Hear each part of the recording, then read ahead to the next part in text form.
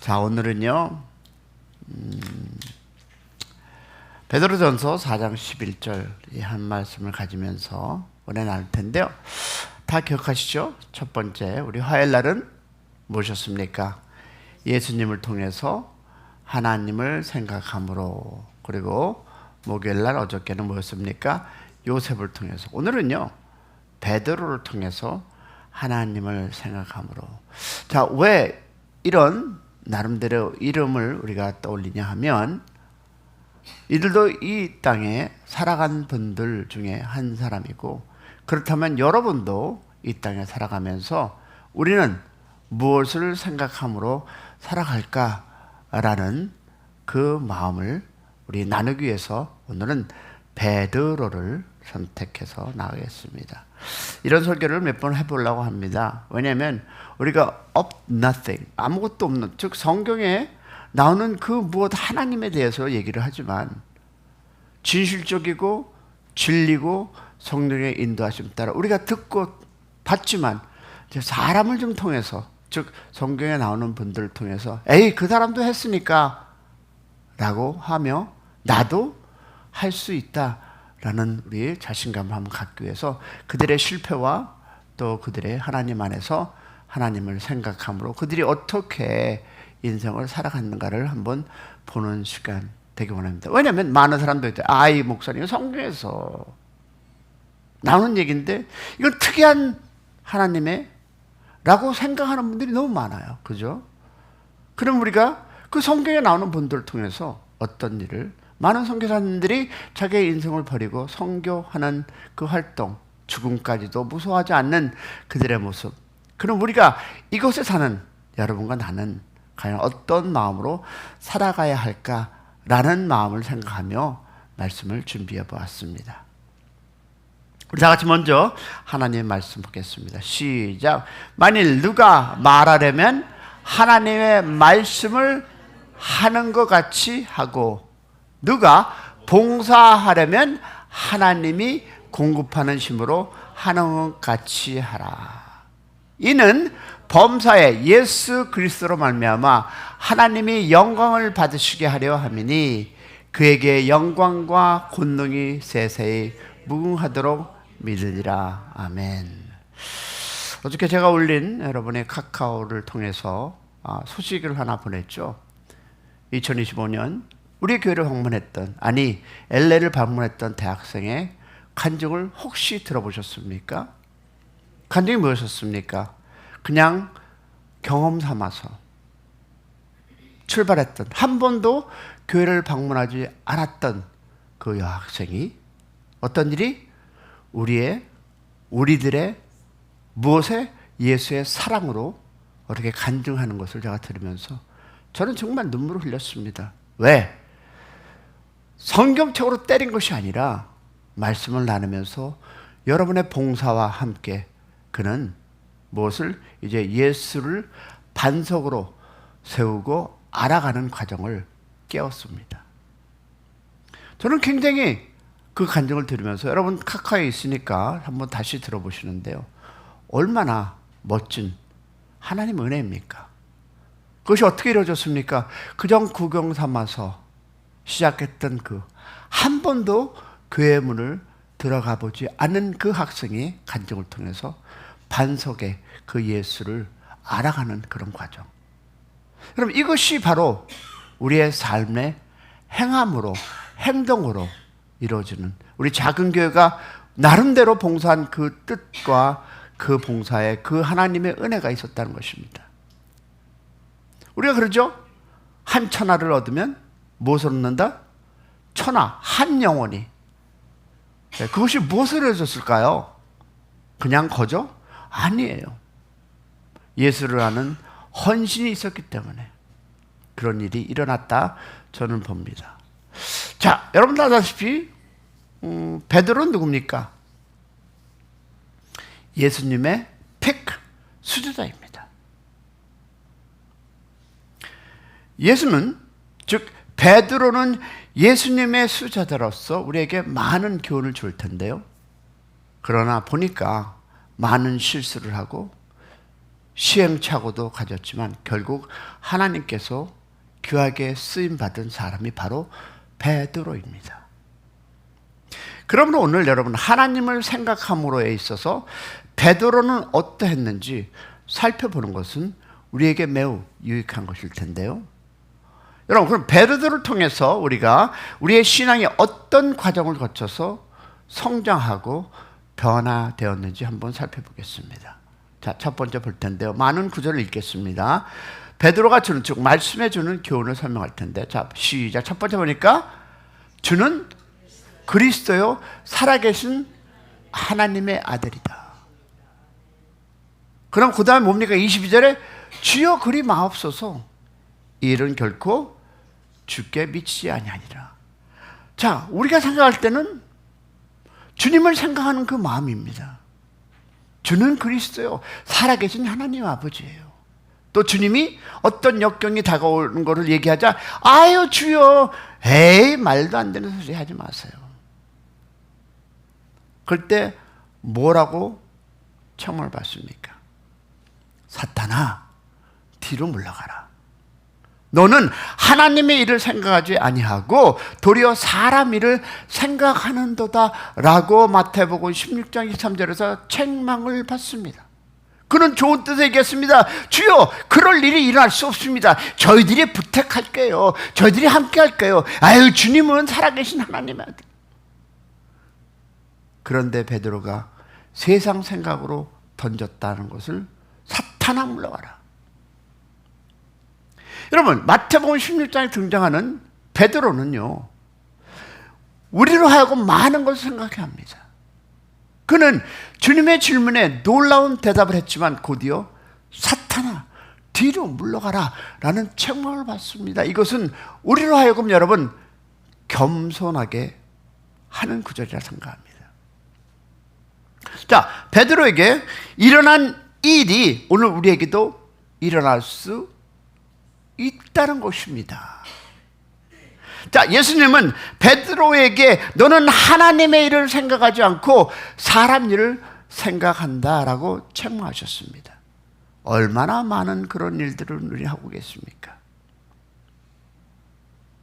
하나님을 생각함으로도 참고, 하나님을 생각함으로도 겸손해지고, 하나님을 생각함으로도 우리가 하나님 안에 무릎 꿇고 기도하는 것이 아니라 하나님이 일이 아닌 사람의 생각. 이는 여러분 간단합니다. 자기를 부인하지 않았기 때문입니다. 즉 오늘 내가 자기를 부인하지 못하면 바로 베드로가 빠졌던 함정에 빠지게 됩니다. 여러분, 하나님을 생각한다는 것, 그것은 자기를 부인하고, 누구의 입장에서 볼까요? 맞습니다. 하나님의 입장에서 생각하고 해석해야 한다는 것입니다. 할렐루야. 자, 그럼 보겠습니다. 우리가 다음 말씀을 읽을 텐데, 하나님을 생각함으로의 교훈을 한번 우리가 얘기 나누겠습니다. 자, 다 같이 성경 보겠습니다. 시작. 오늘 밤에 너희가 다 나를 버리리다. 모두 주 누구를 버릴지라도 나는, 누구에게입니까? 베드로에게입니다. 다 버릴지라도 나는 주를 결코 버리지 않겠습니다. 나옵니다. 그리고 내가 주와 함께 죽을지언정 주를 부인하지 않겠나이다. 자, 보겠습니다. 마태복음 시작. 닭이 울기 전에 내가 3번 나를 부인하리라 하십니다. 생각나서 밖에 나가서 심히 통곡하리라. 어떻습니까? 나는 절대, 에이 그럴 일이 있겠습니까? 역시 우리는 아닐까요? 조그만 역경이 다가오고, 조그만 어려움이 다가오고, 나의 삶의 건강이, 혹시 우리 그럴 때는 이 고백처럼 영원히 내가 주와 함께 충성하며, 내가 교회 목사로서, 내가 권사로서, 내가 전도사로서, 내가 안수집사로서 주 기도하던 우리가 조그만 아야가 있으면 아이고, 혹시 우리 그렇지 않습니까? 그럼 베드로가 주님을 부인한 사건에 그의 생애에서 가장 부끄러운 일이지만 그를 성장시키는 전환점이 됐다는 것입니다. 할렐루야! 왜? 하나님을 생각하는 일에 실패했다는 증거. 그러나 하나님보다 그는 누구를? 자기를 생각이 앞장섰기 때문입니다. 이것을 어디서 끌어올 수 있을까요? 예수님의 말씀을 보니까 다 나를 버리려고 할 때 베드로가 뭡니까? 나는 결코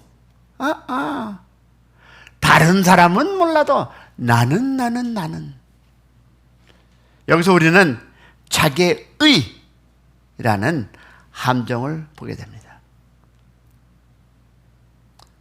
여러분, 그러면 베드로의 얘기는 무엇이었을까요? 나는 결코라는 것은 왜 나를 다른 사람과 취급하십니까, 예수님?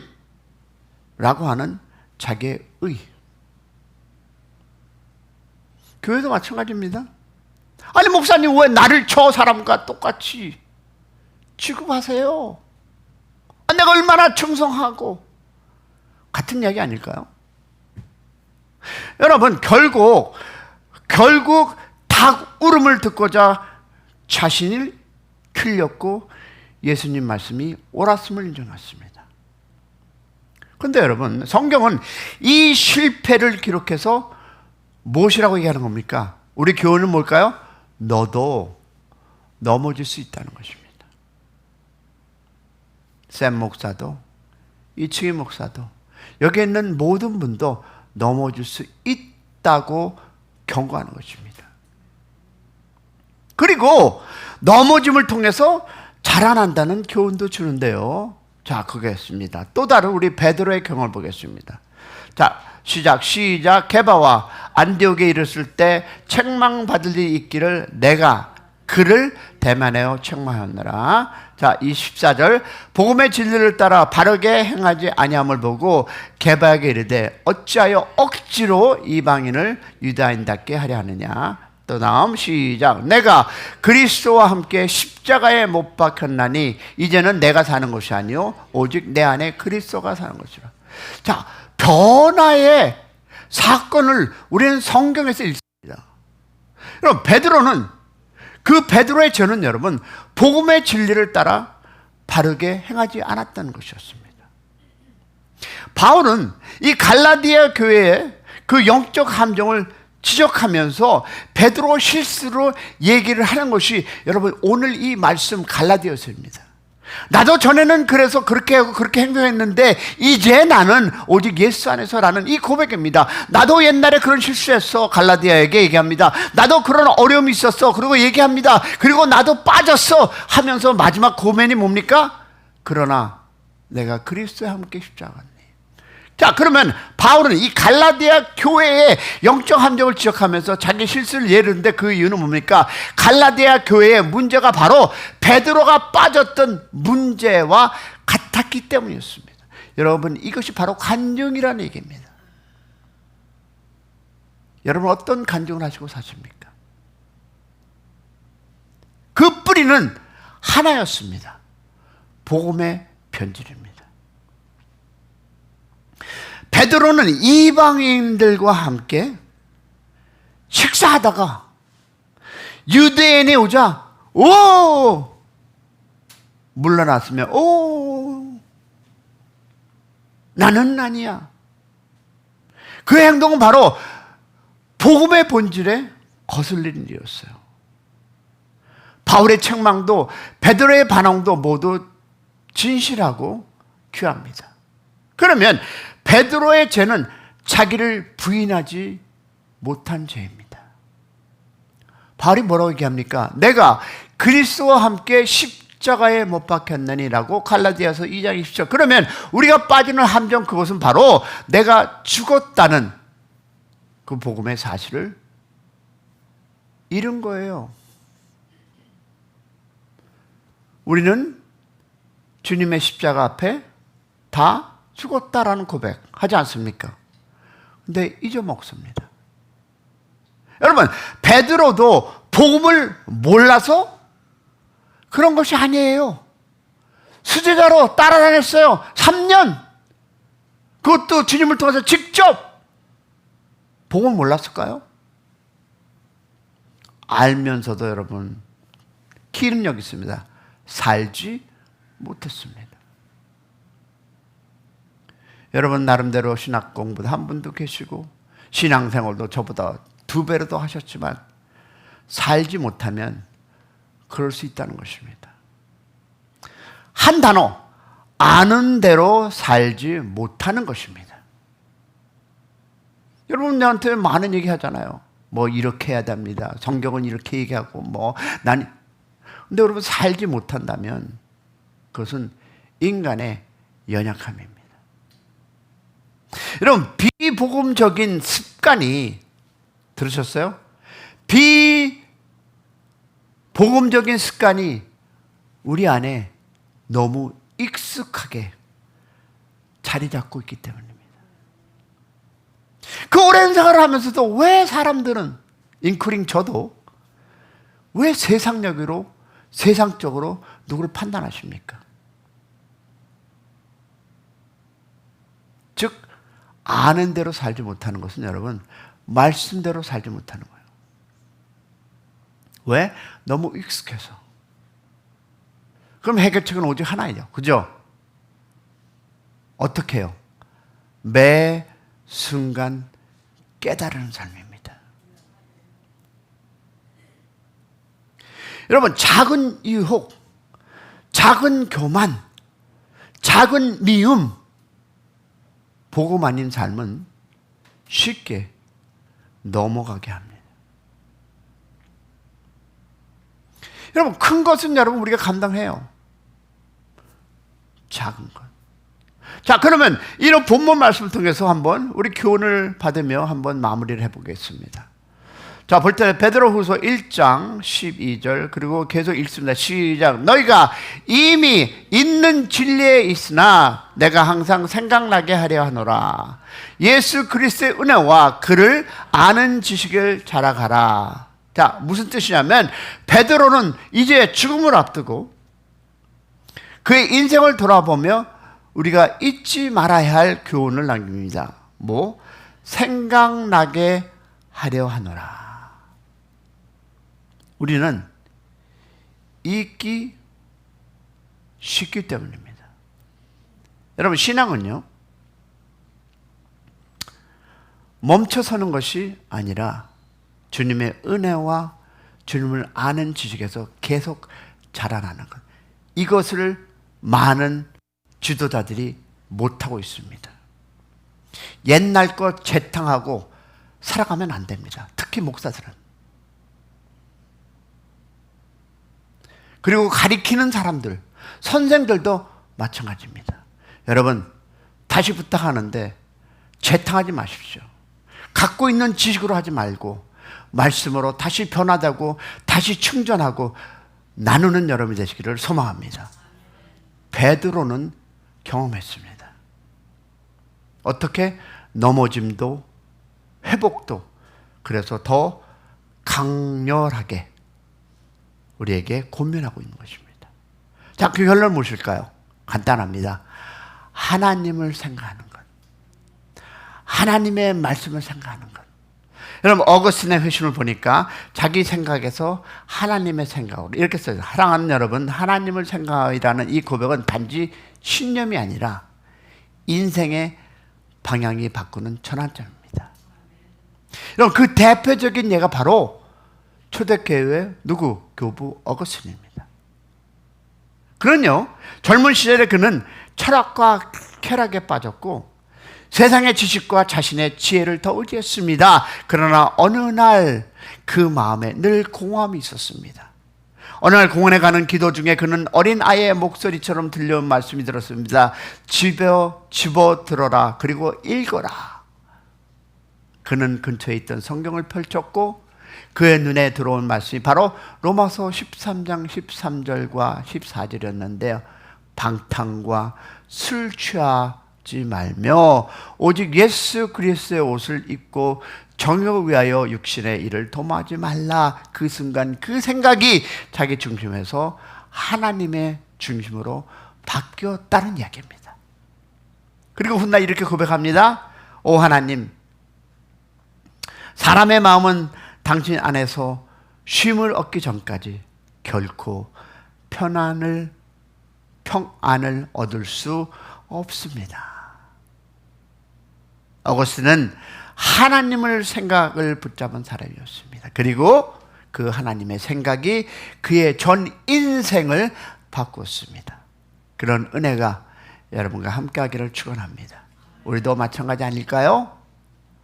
자기 생각, 자기의, 자기 해석을 붙들면 베드로처럼 넘어지고 우리의 선배 어거스틴의 그 생각, 어떻게? 그의 방향을 바꿨습니다. 다시 말해서 하나님을 생각함으로 우리도 다시 일어나는 여러분의 삶이 되기를 축원합니다. 베드로가 말하죠. 예수 그리스도의 은혜와 그를 아는 지식이 자라나라. 그럼 간단합니다. 신앙은 지식과 은혜에서 자라가는 여정입니다. 어떻게? 매일매일 죽는 날까지. 할렐루야. 그리고 자기를 자랑하지 않는 겸손함, 자기를 의뢰하지 않는 신앙이 우리의 삶의 중심이 되기를 축복합니다. 나는 하나님의 말씀으로 말하고 하나님의 심으로 섬기며 하나님의 영광을 위해서 살아가는 여러분 되기를 주님의 이름으로 축원하면서 오늘 베드로가 전하는 메시지고 권면입니다. 우리 찬송할 텐데